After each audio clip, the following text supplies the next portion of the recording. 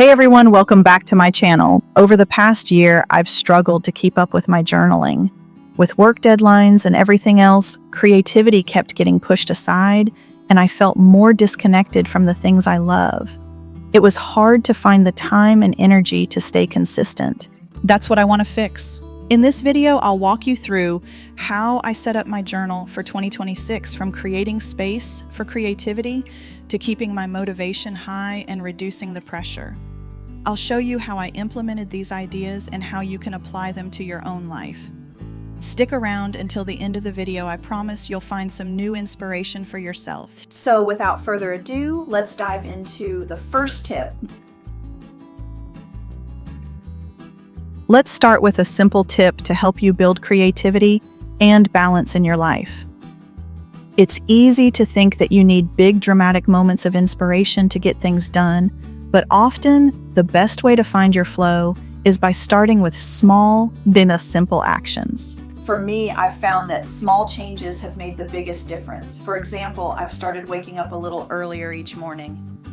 Instead of jumping straight into work, I take 10 minutes to read a book or write a few thoughts in my journal. I've also made time to cook my own meals and tidy up around the house. Nothing major, just simple tasks that help me feel more grounded. These little things might seem insignificant, but they've actually helped me create a more balanced routine. I've noticed that by starting my day with small intentional actions, my mind feels clearer and more focused. It's like cleaning up your space. When everything is in order, your mind can function more freely and creatively. You can try this too. Start with something simple. It could be as small as making your bed in the morning or taking 5 minutes to write down what you're grateful for. These small, easy habits don't take up much time, but set the tone for the rest of your day. They help you create a sense of balance, which naturally leads to more creativity and productivity. One principle I've embraced is start small and the rest will follow. It's not about forcing big changes or waiting for inspiration to hit. It's about creating small habits that support your mental clarity and well-being. And from there, creativity will naturally flow. Once you've started building those small habits, you'll notice a shift. Things will start feeling more manageable and you'll have a clearer head to tackle more creative tasks. So let's move on to the second tip, where we'll talk about embracing the creative process and not waiting for perfection. This year, I've decided to try more things without worrying about getting them perfect. So often we hold ourselves back because we want everything to be flawless before we start. But I've realized that trying new things without the need for perfection actually helps build confidence and sparks creativity. Whether it's experimenting with a new hobby, trying a different style in your journal, or simply stepping out of your usual routine, the point is to experience without the pressure of being great at it right away. It's about learning, growing, and having fun with the process. When you give yourself permission to be imperfect, you'll surprise yourself with the new ideas and skills you uncover. For example, this year I've been journaling without stressing over every detail. I've allowed myself to write freely, make mistakes, and try new formats. The more I let go of perfection, the more my creativity flows. The confidence to try something new without judgment is a game changer. So I encourage you to do the same. Try new things this year without worrying about how perfect they are. Just embrace the experience, learn along the way, and watch your creativity and confidence grow. And now that we've talked about embracing new experiences, let's move on to tip number 3, where we'll discuss using simple tools to enhance your creativity even further. Let's move on to tip number 3, using simple tools to boost your creativity. Often we think we need fancy tools to get started, but the truth is the simplest tools work just as well. This year I'm keeping things basic: a regular notebook, a pen, and maybe a highlighter. That's all I need to get my ideas down and start creating. Why does this work? Simplicity removes distractions. When we have too many options, it's easy to overthink and get stuck. But when you limit yourself to just a few tools, you're forced to focus on the idea, not the equipment. It's amazing how much creativity flows when you don't feel overwhelmed by choices. You can try this too. Pick up a notebook and a pen and just start. Don't worry about having the perfect supplies. Just begin. You'll be surprised how quickly ideas come to life when you simplify the process. Now that we've talked about keeping it simple, let's move on to tip number 4, where we'll discuss how to create a routine that supports your creative process every day. Let's talk about building a routine that supports your creativity. Many of us wait for inspiration to strike, but creativity works best when you make it a daily habit. The key is to carve out time for it every day, even if it's just a few minutes. For me, I've started setting aside time each day to learn something new, whether it's reading a book, practicing a new skill, or even trying out a hobby I've never done before. The goal isn't perfection, it's about consistency. I do something creative each day, no matter how small, and that keeps me inspired. Why does this work? When you make creativity part of your routine, it becomes easier to stay motivated and come up with new ideas. It's about showing up every day, even if it's just for 10 to 15 minutes. You can try this. Pick something simple to do each day, maybe learn a new skill, sketch, or write for a few minutes. By making creativity a habit, you'll see a big impact over time. Now that we've talked about consistency, let's move on to tip number 5, where we'll discuss how to break through creative blocks and keep ideas flowing. Let's dive into tip number 5, how to break through creative blocks and keep your ideas flowing. If you've ever experienced staring at a blank page, waiting for the creative spark that just doesn't come, you know how frustrating it can be. But the truth is, the more you pressure yourself to create, the harder it becomes. Sometimes the best way to overcome a block is to step away and let your mind recharge. when I hit a creative block, I usually take a step back. I'll go for a walk, read something unrelated, or just switch gears entirely. I've found that giving myself permission to not be creative for a while can be incredibly helpful. Often the best ideas come when I'm not trying to force them at all. I let my mind wander freely, and suddenly the creative flow comes back. Why does this method work? Creative blocks often stem from mental fatigue or overthinking. Taking a break helps reset your mind, giving your subconscious the space to work on ideas without the pressure. It's amazing how the best ideas often come when you're not actively trying to force them. Here's a tip you can try if you find yourself stuck. Step away for a bit. Go for a walk, do something physical, or change your surroundings. Allow your mind to rest and reset. Often when you come back to your project, the ideas will be much easier to access. You can also try switching creative mediums. Sometimes doodling, sketching, or writing in a new style can help unlock fresh inspiration. One of the principles I live by is don't force it, let it flow. Creativity isn't something that can be rushed. By stepping back and letting your ideas develop naturally, you'll find that inspiration comes when it's ready. Now that we've learned how to break through creative blocks, let's move on to tip number 6, where I'll share how to use simple prompts to ignite even more creativity. Let's jump into tip number 6, using simple prompts to ignite your creativity. Sometimes it's easy to feel overwhelmed when you sit down to create, unsure of where to start. The good news is, you don't have to wait for a big idea to come to you. In fact, a simple prompt can be all you need to get those creative juices flowing. For me, I love using prompts as a way to spark new ideas.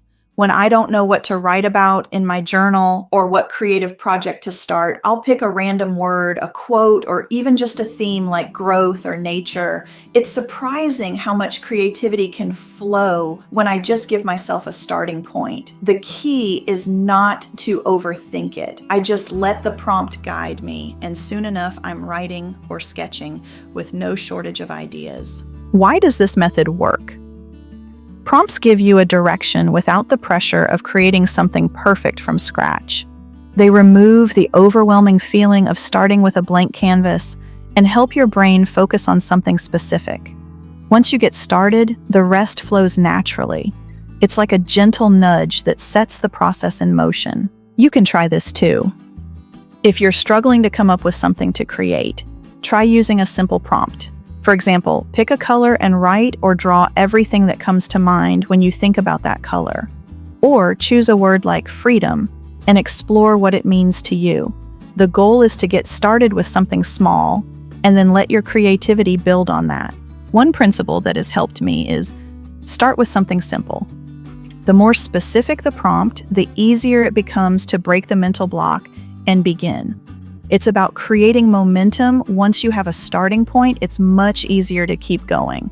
With that, now that we've seen how simple prompts can boost creativity, let's move on to tip number 7, where we'll talk about how to make creativity a habit in your everyday life. Now let's move on to tip number 7, how to make creativity a habit in your daily life.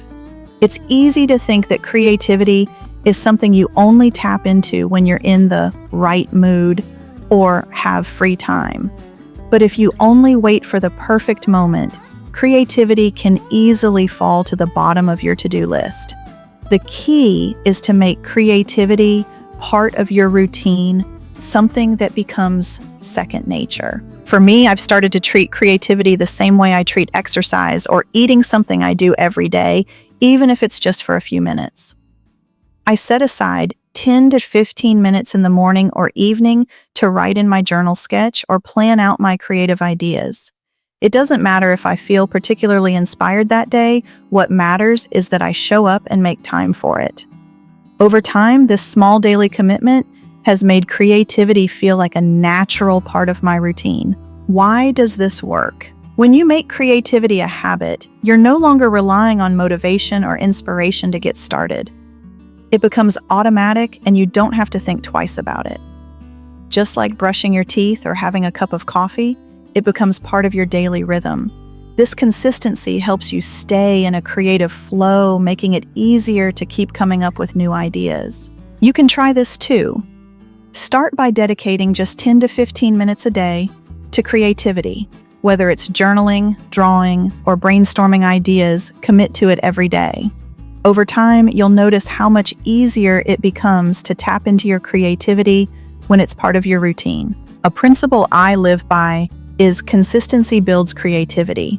The more consistent you are with your creative practice, the more natural it becomes. Don't wait for inspiration, create the habit, and inspiration will follow. Now that we've talked about making creativity a daily habit, let's move on to tip number 8, where we'll discuss how to stay motivated when you feel like you're running out of ideas. Let's dive into tip number 8, how to stay motivated when you feel like you're running out of ideas. It's something we've all experienced, those moments when you sit down to create and it feels like your mind is completely blank. You start doubting your creativity and wonder if you've hit a wall. But here's the truth. This is completely normal. And the key is to keep moving forward even when you don't feel inspired. When I get to this point, I like to remind myself that creative energy isn't always constant, and that's okay. Instead of forcing myself to come up with something new, I go back to my old work. I revisit journal entries, past drawings, or any ideas I've jotted down in the past. Often looking back on what I've already created helps me reconnect with my creative flow. It reminds me of where I've been and gives me the push to keep going. Sometimes a new idea sparks just by seeing something I thought I had forgotten about. Why does this work? It's because creativity is cyclical. It's not something that's always flowing in one direction. When we look back at past projects or ideas, we often find that there are things we can build on or improve, which reignites our motivation. Reflecting on the progress you've made so far reminds you that you've created before and you'll do it again. You can try this. When you're stuck, take a break from your current project and look back at your old creative work. It could be as simple as flipping through your old journal or rereading ideas you wrote down months ago. This act of reflection often brings new perspectives and sparks fresh ideas. Combining old ideas with new ones is a great way to create something even more unique. A principle I follow is creativity is fueled by reflection and persistence. There's no need to rush or expect inspiration to hit immediately. Sometimes just taking the time to reflect on what you've already done will give you the momentum you need to keep creating. Now that we've learned how to stay motivated through creative slumps, let's move on to tip number 9, where we'll explore how simplifying your creative process can actually make it more enjoyable. Next up, let's talk about tip number 9, how to simplify your creative process to make it more enjoyable. We often complicate things without realizing it, thinking that our creative projects need to be elaborate or intricate to be worthwhile. But in reality, the more we try to make things perfect, the less fun they become. The key is to strip things down to the basics and let the process feel light and free. When I'm setting up my journal or working on a creative project, I always start by asking myself, what's the simplest way I can do this? Instead of worrying about elaborate designs or perfect compositions, I focus on the core idea I want to express. For example, if I'm journaling, I might just write a few sentences without worrying about making them flow perfectly. If I'm drawing, I'll use basic shapes and lines instead of trying to create something overly complex. By keeping things simple, I'm able to enjoy the process and let the creativity come naturally. Why does this work? The more you simplify, the less you have to stress about. Creativity should be fun, not stressful. By focusing on the essential aspects of what you want to create, you're freeing yourself from unnecessary pressure. When you stop worrying about perfection, you open up space for new ideas to flow in more easily. It becomes less about the end result and more about enjoying the process itself. You can try this too. Next time you sit down to create, ask yourself how you can simplify the task. If you're journaling, focus on writing down your thoughts without worrying about making the page look perfect. If you're drawing or painting, start with basic shapes and colors before adding details. The more you simplify, the easier it will be to enjoy the creative journey. One principle I always keep in mind is less is more. When you remove unnecessary complexity, the process becomes more enjoyable and less intimidating. Creativity doesn't need to be complicated to be meaningful. Sometimes the simplest things are the most powerful. Now that we've discussed how simplifying your creative process can make it more enjoyable, let's move on to tip number 10, where we'll talk about how to maintain your creative practice in the long run and make it part of your lifestyle. Finally, let's wrap up with tip number 10, how to maintain your creative practice and make it a permanent part of your lifestyle. It's easy to start something new, but the real challenge is sticking with it in the long run. Life gets busy and creativity often takes a back seat. However, if you want to keep your creative momentum going, you need to find ways to make creativity a natural part of your everyday life. For me, the key is consistency. I've learned that just like any other habit, creativity needs to be built into your routine. Every day I dedicate a few minutes to my journal or creative project. It doesn't matter if I'm super inspired or if I'm feeling drained. What matters is that I show up. Whether it's writing a few lines in my journal, sketching a simple idea, or brainstorming, I keep the practice alive by making it part of my day, no matter how small. Why does this work? When creativity becomes a part of your lifestyle, it no longer feels like something you have to force. It becomes an integrated habit, something that flows naturally into your day. The more you consistently show up, the easier it becomes to keep creating, and the more joy you'll find in the process. You can try this start by setting aside just a few minutes each day, even if it's only 5-10 minutes, to focus on your creative practice. It doesn't have to be long or complicated, just enough to make it a consistent part of your day. Over time, you'll find that creativity will become a natural, enjoyable part of your life, and you'll look forward to those moments of creative expression. One principle that really resonates with me is creativity is a lifestyle, not a task. When you make creativity part of who you are, rather than something you have to schedule or force, it becomes a source of joy and inspiration that fuels other areas of your life. Now that we've talked about making creativity part of your lifestyle, we've covered all 10 tips for fostering a creative and sustainable practice. I hope these tips inspire you to take action and build a creative habit that works for you. So here we are at the end of a productive and creative session. After tidying up my space and setting up my journal for the year, I honestly feel lighter and more inspired. It's amazing how something as simple as creating a clean, organized corner for yourself can make such a difference in your mindset. I encourage you to find a small corner in your home, maybe just a desk, a table, or even a cozy chair, and make it your creative space. It doesn't have to be anything extravagant, just a place where you can breathe, think, and create freely. And if you're planning on getting ready for the new year, maybe now's a good time to tidy up and set up that corner. Clean your space, and you'll find it easier to focus and get creative. Remember, it's not about making everything perfect. It's about giving yourself the space to breathe and be inspired. Cleaning isn't about perfection. It's about making it a little easier to breathe. Now take a moment to enjoy that creative space and let it inspire you in the days to come.